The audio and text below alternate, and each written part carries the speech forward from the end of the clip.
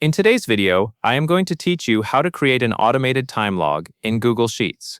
Start by opening a brand new Google Sheet. This will be your simple time log, where each task you enter automatically receives a timestamp right next to it. In the first row, you will set up your headers. Click into cell A1 and type task name. Then move to cell B1 and type timestamp. Keeping clear headers like this makes your log easy to scan later, especially when you have a long list of entries. Next, you are going to add the automation with Google Apps Script. At the top of your sheet, click Extensions, then select App Script. This opens a new tab with the script editor. You will see some default code in the editor.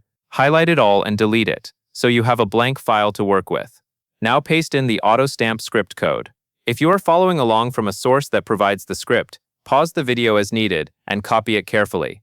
The goal of this script is to detect when you type a task name in column A and then write the current date and time into column B on the same row.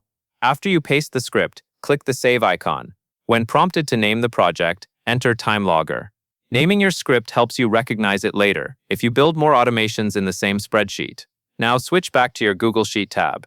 In cell A2, type a task name, such as a quick description of what you are working on. As soon as you enter it, look at cell B2. You should see the current date and time appear automatically. This is your timestamp being generated by the script, creating a clean log entry without any manual typing. Finally, format the timestamp so it is easy to read.